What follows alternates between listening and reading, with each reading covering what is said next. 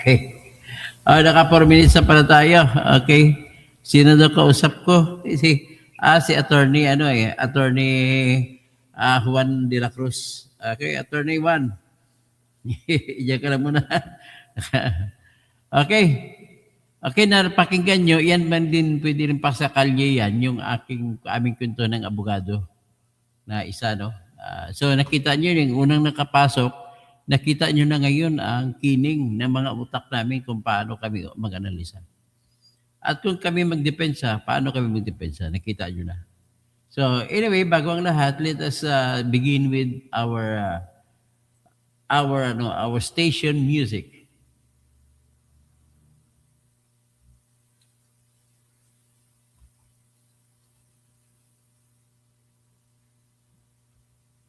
Okay.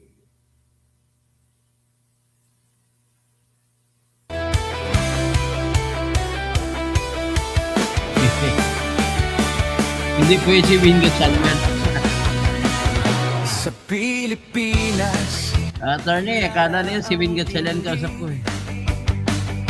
hindi kayang bayaran ni numan ang kanyang prinsipyo. Kapag may inaapi, siya ang nariyan. Kapag may bayaran, siya ang hadlang.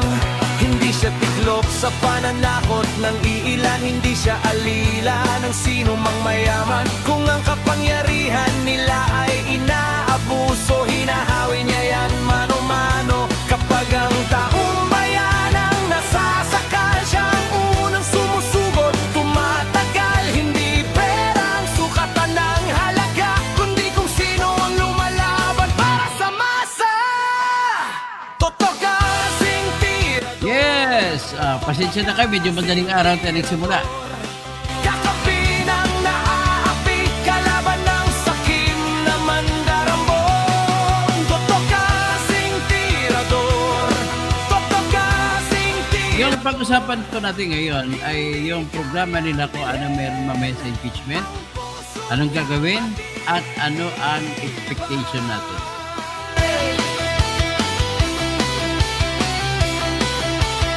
Dagdagan pa ng katotohanan na wala pa po si Sara Duterte sa Pilipinas. Nasa dihig pa po siya ngayon. Magnanakaw sa pondo ng bayan, nanginginig kapag siya ang nandyan. Bawat piso, bawat sentimo. Alam ba, Tony, natatawa ko sa mga prosecutor ng mga bobo. Kagaya kay Ortega, kay Adyong. Kasi na pa, ang spokesperson lang nila na hindi, na abogado ang hindi lang naman nakatawa. Sila lahat, pati sa barbers, naghamon dapat si Sara daw papunta, dapat present. Mga bubo talaga kayo. Karapatan ng akusado yun kung pupunta siya o hindi. Pagsamantala kay salubong na paninindigan niya. Tapos sasabihin nila yung illogical, hindi wala sa tamang lohika na sabihin, kung matapang ka, pagpakita ka. Nako, sorry. Yung ganong kwento, parang sinasabihan nila si BBM, kung matapang ka BBM, pa-heropolicol test ka. Tirador, hindi kayang bilhin ang puso niyang matibay. Hindi lahat ng malakas ay tama, hindi lahat ng tahimik ay duwag. Kapag ang bayan ang pinagkakaitan, siya ang unang humaharap. Totoo kasing tirador, totoo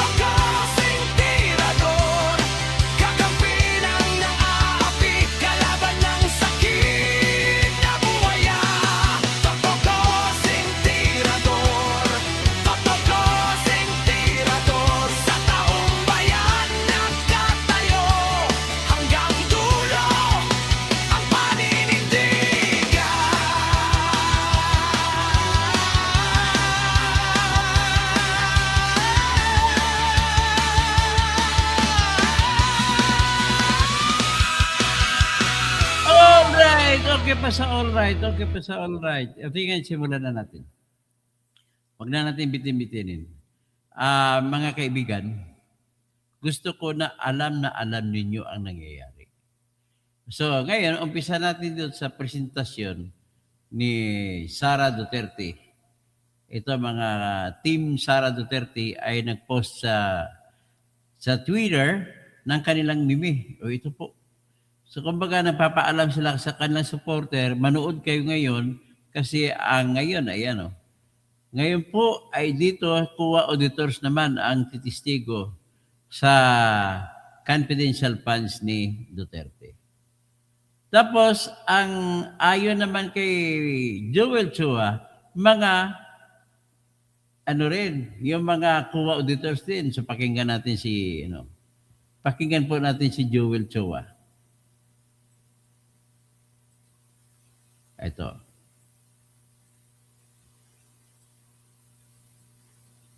Ayan o. Alam mo, wala namang huwag ka magalit, Joel Chua. Mahina ka palang abogado mag-present yung testigo. Pagka-testified, ito po yung COA, ito po yung sumuri ng confidential fund kung saan po ginamit. So, dito po, titingnan natin kung yung paggamit po ay Grisline, medyo may ginawa na po hanap buhay. Ayon sa circular, sa joint circular na inilabas kung paano gagamitin dapat yung confidential fund. Henry Canare, pasensya na mas maayos hindi hamak si Sara kaysa hindi po lahat ng tao ay otorisado ang magnanakaw din si Bongbong at sa mga makakaliwa na kumakampi sa kanya. Much more, yung kabuuan, ibibigay mo ng buo doon sa taong yun. Kaya nga po meron tayong SDO. Pag sinabi mong SDO, Special Disbursing Officer, siya ang may tangan. Siya ang may pananagutan. Ang may pananagutan po niyan, yung head ng agency at saka yung SDO. Sila lamang po ang may pananagutan. Okay. Ito, magastos ayon sa purpose kung saan ito binigay. Which is, ito nga po, confidential fund. Nais ko muna i-detonate itong presumption ni Joel Chua. Nais ko lang banggitin sa inyo, ang gusto niya mangyari. Third, ang gusto niya mangyari. Merong chief cashier, ang tawag na special disbursing officer. Tapos, ikaw may hawak ng pera ng opisina.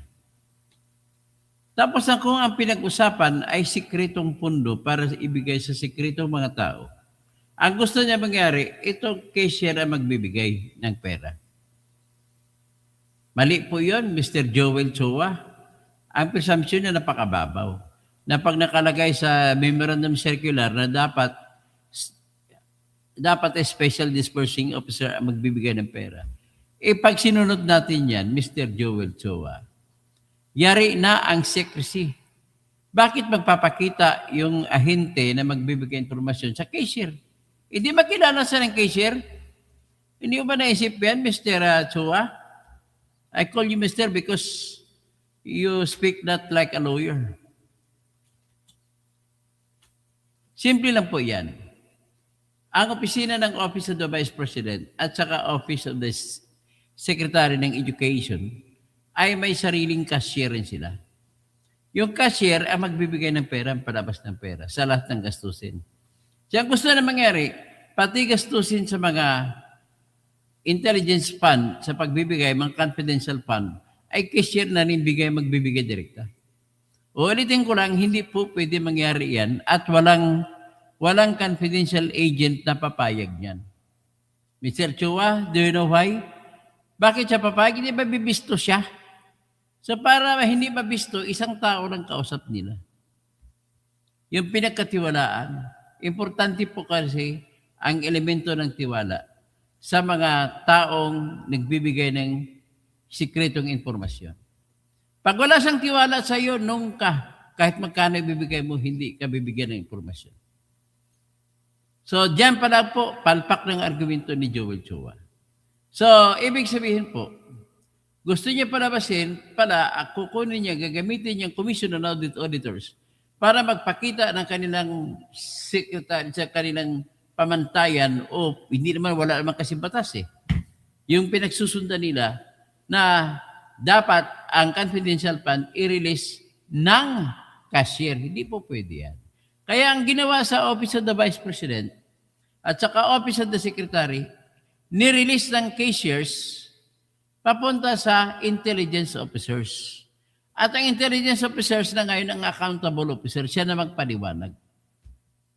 Ganon po ang sistema kapag confidential fund ang pinag-usapan, Mr. Chua. Ayaw tawagin kitang Chihuahua kasi parang discrimination as para sa, siyempre ako Chinese din ang pinanggalingan ko.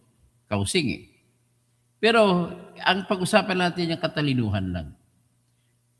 So ngayon, kung ganon, ano ngayon ang ekspektasyon natin sa mga resibo, mga ipapakita? Ang resibo, ang tingin ko sa sunod na araw na, mamaya, ang ipapakita nila ay mga taga-commission on audit lamang. So ano bang kung makukuha na sa commission on audit? Gaya ng sinabi ko, una, na hindi nasunod, sasabihin na hindi nasunod na dapat cashier ang magpapirma sa mga intelligence agents na bibigyan ng pera. Wala pong intelligence agents na tatanggap dyan. Kaya dyan palang mali na kayo. Number 2, gusto na patunayan na ipakita ng COA ang kanilang report na yung mga resibo ni Sara ay nireject nila. Ganun na naman ang dalawang bagay na ipakita nila.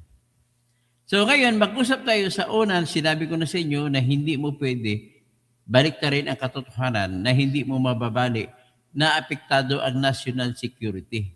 Seguridad in terms of kakalabang bubumba, pasok may magbubumba, di ko pag malalaman kung sino nagsumbong, papatayin yun, pamilya niya. Sa United States Supreme Court po, napaka-very strict ang Supreme Court ng United States para protektahan ang lahat ng ahente na nagbibigay ng impormasyon. Hindi ba kayo nagtataka paano nananaig ang Israel sa mga Hamas? Kasi may binabayarang pera ang Israel sa mga hanay ng Hamas. Yun ang nagbibigay ng impormasyon. At kung malaman yan, patayin sila ng kapwa ng Hamas. Ganun po ang operation ng intelligence sa kahit saang parte ng mundo. Hindi ba kayo nagtataka kung paano natuntun ng SAF 44 yung si Bamer si Marwan? O ngayon, natuntun lang yon dahil binayaran nila ni Noynoy Aquino ng 60 million ang tao na katabi lagi ni Marwan. At ang kapalit ng 60 million ay ang cellphone number lang na cellular phone ng katabi ni Marwan lagi. At kung oras na pag-dial, mag-connect ang signal, malalaman ngayon ang GPS, geographical position, makukuha ang latitude sa longitude. Eksakto yan, 00. Ganun po yan. Tapos i-refer mo ngayon sa Google Map. Ganun lang po yan kasimple. Pero napakasimple lang ang informasyon ko na, pero 60 billion ang kapalit. Si Bin Laden naman natuntun kung saan siya nakatira.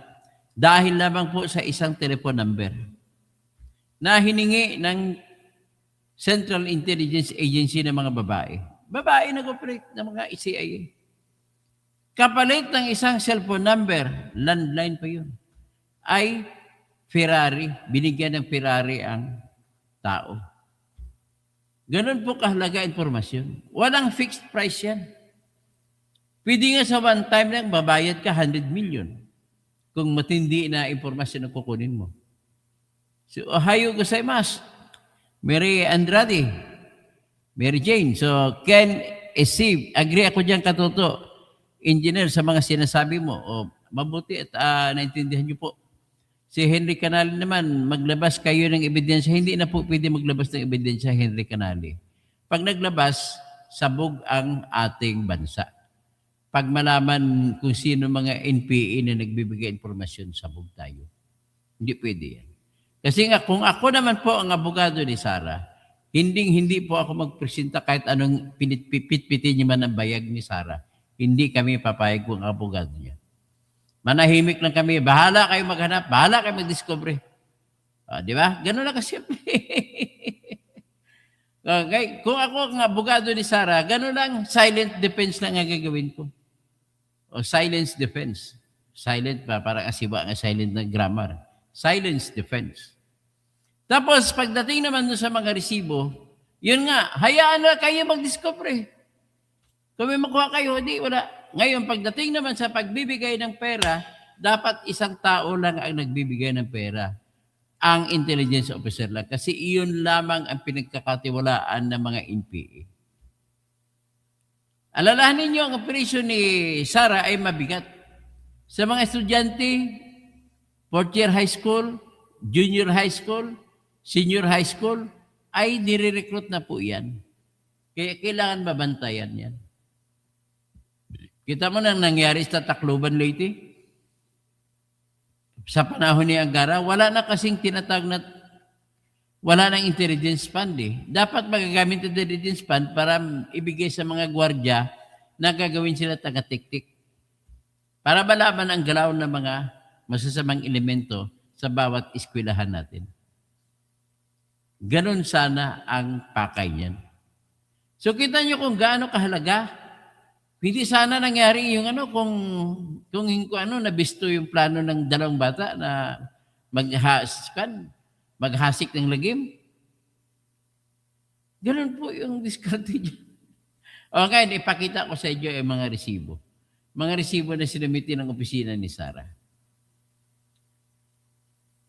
Pero bago yan, ipakita ko muna siguro yung balita ng Bilyonaryo News Channel. Libo-libong resibo daw ko nung ganito. Pero bago ipakita ang resibo, ipakita ko muna ang balita. Aabot umano sa 4,000 acknowledgement. Wow! 4,000 acknowledgement receipt. Sige. Interesado ko doon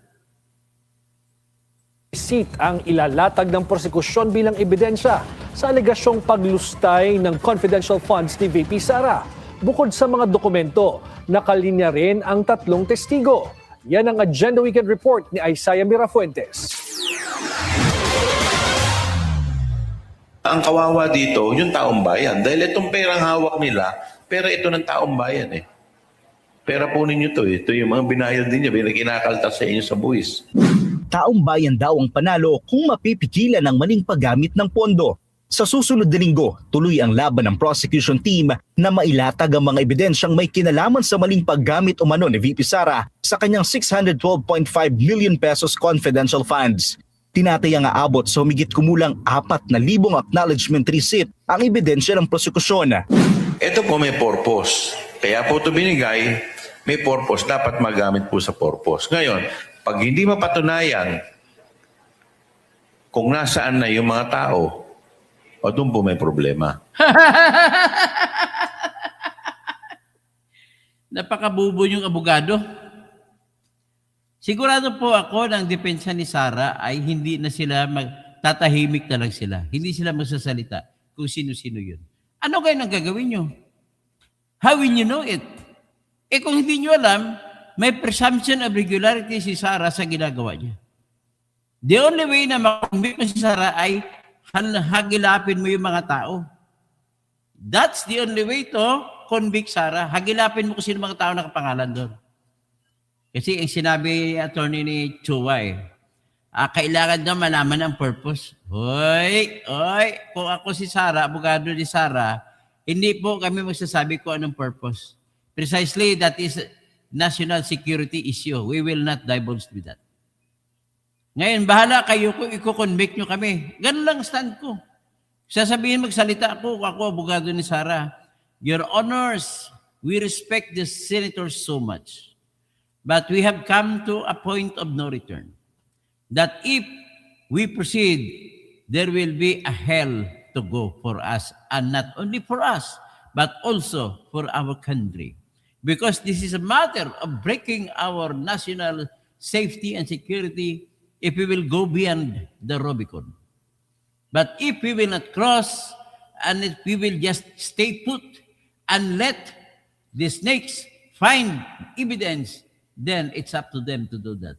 As long as, even if our country will die and will crushed to death because of this discovery procedures that you are doing, then let it be said that I am not to blame, but it's them.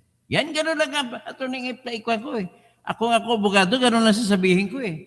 Officially, as lawyers, we have yet the right to remain silent. It's up to you to prove that our client committed irregularity. Paano ngayon yan?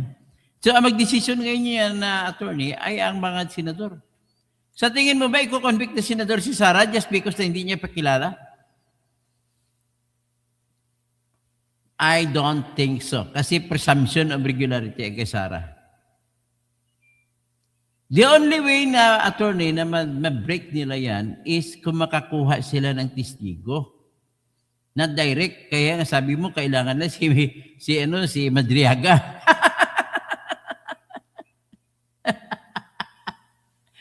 Alam mo, suntok sa buwan, itong adventure ng prosecutor pagdating sa mga Mary Grace Piatos.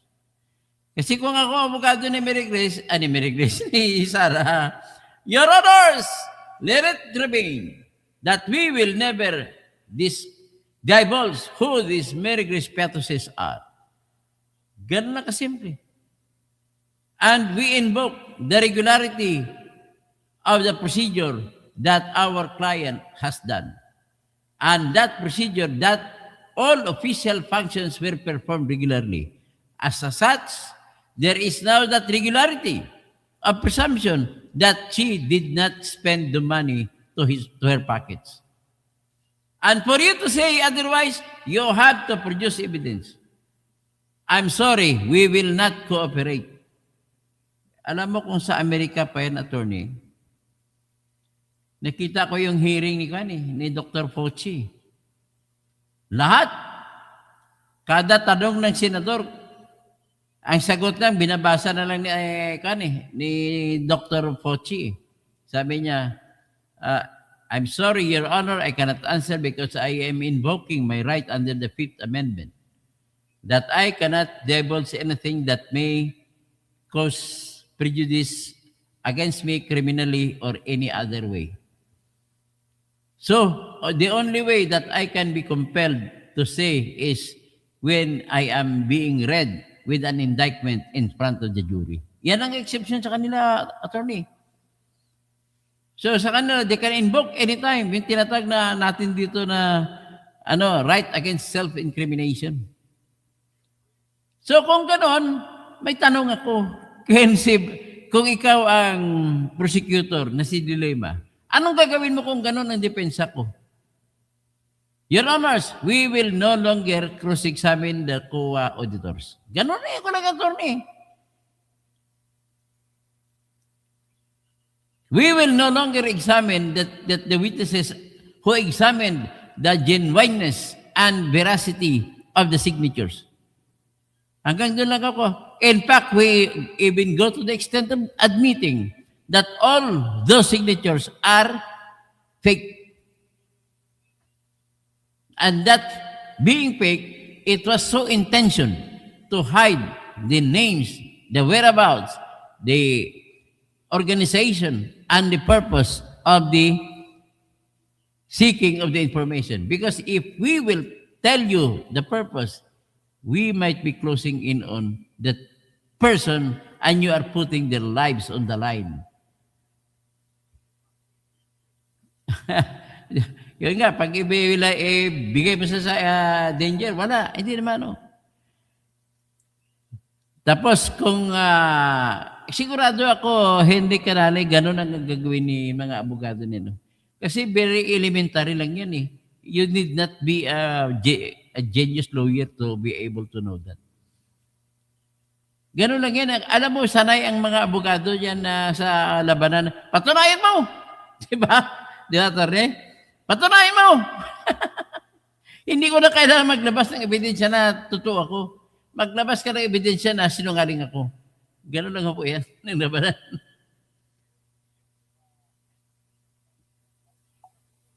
Kaya nga, top secret yung confidential fund.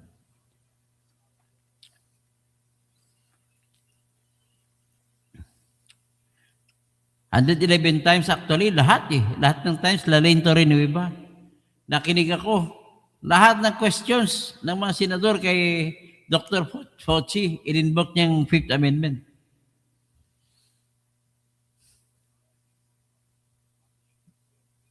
Kaya nga, ibig sabihin, I just want the people to understand yung the topmost secrecy involved in the matter. You cannot compel even the colonel who gave the money. You cannot compel Colonel Achica and Colonel Nicolas, sino ba yung si Nicolas, attorney, nakalimutan isang apelido ng isang colonel, na hindi nyo sila makukumpel. Tingnan mo, naalala mo, attorney, nanood ka ba ng hearing nila ni Good Government, nila ni Chua? The last hearing nila, para alamin ang confidential fund ni Sara, ay nandoon ang dalawang military colonels. Si Dennis Nolasco at saka si Raymond Dante La Chica. Parehong mga lieutenant colonels. Pareho silang intelligence information officers. So, ando na nga, ba't hindi nyo tinanong? Kasi, tinawagan sila ng Armed Forces of the Philippines. Please lang po, huwag nyo tanongin kasi very sensitive matter ang tanga nilang impormasyon. Oo, kaya nga, takot na takot sila magtanong. So, ibig sabihin, sa aspeto na kung mabibisto ba kung sino yung mga Merigos Piatos, safe na safe ako dyan at na safe din si Sara. Dito naman tayo sa sunod na issue. Ipresenta kasi ang mga COA, sasabihin ngayon ng COA, dinisalaw nga namin ang mga resibo nila eh. Yan ang issue na yung kasunod. Simple lang ang sagot ng mga abogado ni Sara dyan. Hindi na nila kailangan na maging genius dyan. Alam mo ito na yung sagot na nila? Simple lang. Your Honors, we cannot answer that because that is what we call as sub judice. We appealed that before the Supreme Court. And we have also appealed the other. Kasi dalawang notice of disallowance eh. We also appealed the second notice of disallowance to the Commission and Bank. So by the rule of sub judice, I'm sorry, we cannot divulge. Considering that for us to divulge is also meaning to say that we would be compelled to divulge the names of persons to whom we give with the money. So ngayon, ito na, nakita nyo na, ang lakas ng depensa ni Sara. Mas malakas ang depensa ni Sara dito.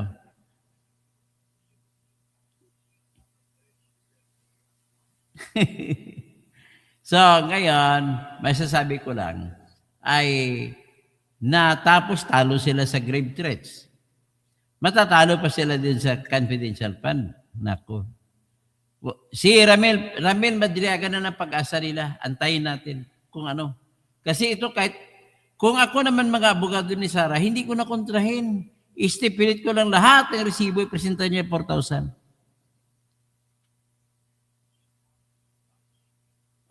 Ngayon, kung ako naman siguro, kung trip ko, i-cross-exam ko yung mga COA auditors patungkol naman sa disallowance. Alamin ko, anong dahilan mo, anong ginamit yung basihan, bakit hindi nyo tinanggap ang resibo ng Office of the Vice President?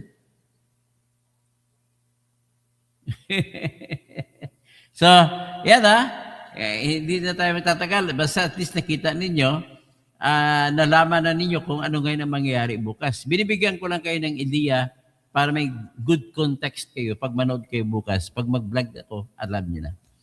Henry Canale, bilib ako noon sa iyo, kay katoto, noong nag-abogado pa kayo. Huwag ka na po bumilib sa akin, Henry Canale. I don't need your paghanga sa akin. Kasi po, kayo, pasensya ka na, Henry Canale, Canale. Kayo po ay isa sa mga naniniwala sa mga ginagawa ng mga pink, mga dilawan, at mga makakaliwa. Na lahat sila po ay kumakampi kay Bongbong Marcos na sobra ng pagnanakaw, kaya dyan ako naggalit na galit, kaya umalis ako sa kanila. Okay? Pangalawang dahilan po kung bakit naging DDS na ako ay bawal po sa konstitusyon na mag-aresto ka ng tao na walang warrant of arrest. Bakit yung inaresto si Digong? Kidnapping yun. Tingnan nyo lang kung si Sara ng presidente, tingnan nyo kung hindi makukulong ang lahat yan. Maging fair lang tayo sa lahat. Kahit sino pong kriminal ay may karapatan, may tinatag na rights of the accused. Hindi mo pwede basta patayin ng kriminal just because nakapatay siya ng tao o nag-rape siya ng babae. So sana naman maintindihan mo niyan, Henry Canale. I am proud to tell the whole world that I am a DDS. Ganun na po kasimple. Bakit po? Wala nakita ko, later on, inanalisa ko, wala akong nakitang ebidensya na si Digong Duterte ay pumatay kahit isa. Mga pulis, yes, siyempre maraming pulis pumatay. At wala rin akong ebidensya na magpakita na inutusan kada pulis. Yan po ang katotohanan ng buhay. Wala po akong ebidensya para sabihin na si Duterte pumatay. Pag sinabi natin, paniniwalaan natin ang 30,000 na pinatay, ang ibig sabihin po, pati mga patay sa COVID ay sinama mo. Di ba? Pati patay yung mga namatay sa COVID, sinama mo. Imaginin mo kung gaano karami ang 30,000. Oh, bukas, finance ni Iyala, yan ang nabibigay sa atin ng kasiyahan. Si Bongbong Marcos, wala. O si Alex Iyala, maglalaro ng championship sa Mubadali 500. Bukas. Ang kalaban niya si Pigula. Pagdasal natin na mananalo siya. Pero confident ako na mananalo siya. Alam mo kung anong in-interview yung mga kalaban na natalo? Actually, pati si Pigula sumagot, nobody is safe anymore against Iyala. Kasi iba po ang laro ngayon ni Iyala. Perfect po, mas powerful ang service niya ngayon. Very sharp, very precise. At powerful po ang forward niya na return. Very powerful. At ang kanyang pag-cover ng court movements, pag-anticipate niya sa kalaban kung anong galaw, kung pakaliwa ang bambula, pakanan, andun. Kaya, tinalo niya ang pinakamalakas na kalaban, si Osaka. Tinalo niya 6-2, 6-1. Tambak. Yung nauna, tinalo niya 6-3, 6-2, gano'n, tambak rin. So ngayon, ano na ngayon? Umabot na po sa punto na nananambak na si Iyala. Ang galing. You could just imagine, you cannot just replace whatever kinds of anything on earth when it comes to tennis. Na nag-training pa pala siya sa Rafal Academy. 12 years old pa lang siya. Lumabas siya, 9 years siya nag-training sa Rafal Academy. Yung 9 years siya, doon siya nagtapos ng kanyang high school sa Spain. Kaya, comprender,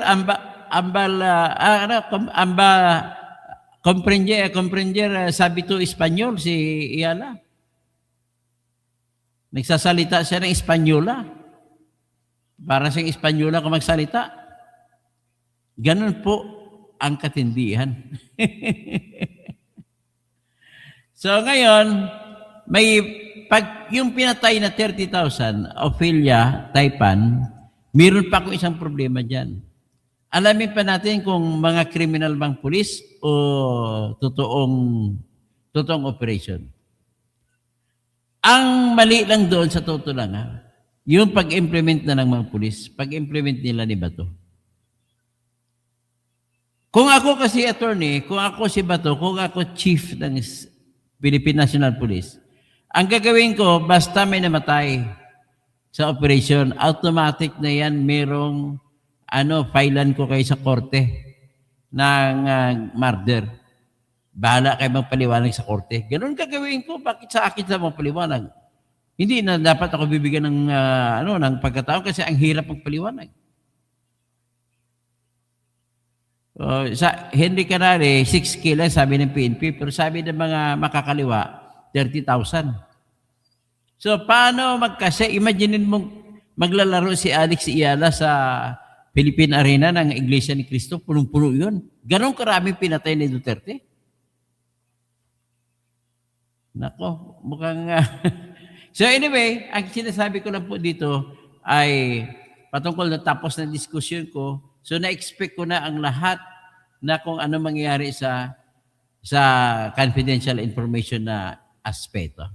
Anyway, nakaupo naman yung mga taga-bangko na nagpa-withdraw, hindi na nga tinanong ng mga abogado ni Sara eh. Kasi totoo naman yan, siyempre nag-withdraw naman talaga. Ang labanan po, nandoon sa kung saan ang pumunta ang pera na binidro. Yan po ang labanan. Ngayon, pag ganyan labanan, ebidensya po ang kailangan. Kaya nga, pwede mo sabihin, sa ikauunlad ng bayan, ebidensya ang kailangan. Kaya, ladies and gentlemen, ay magagawin pa ako ay ano na lang. Good morning po. Magandang umaga mga kabayan. At tandaan, walang api kung walang nagpapaapi. At tandaan, laban lang. Laban lang.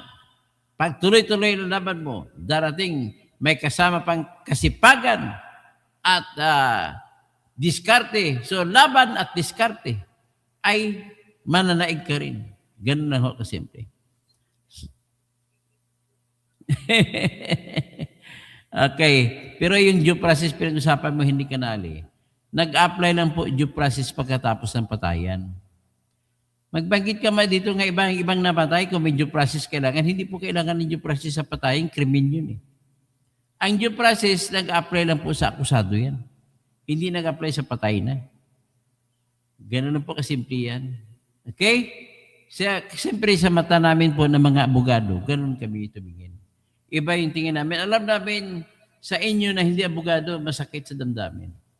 Pero sa amin, ako na naging abogado, baliwala, parang tinitreat lang namin ng trabaho eh. So, okay? Magandang umaga na lang po.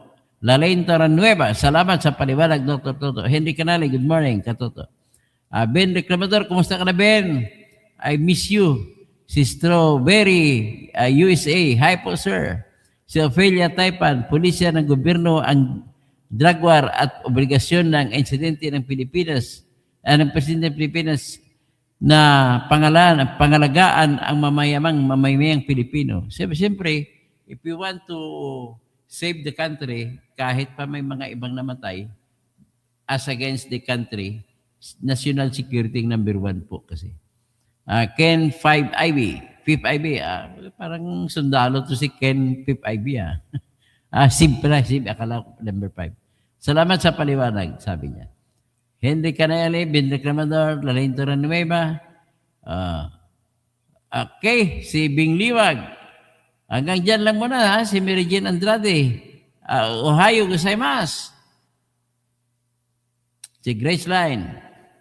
Si Kelly. Okay, hanggang dyan lang. Magandang umaga po.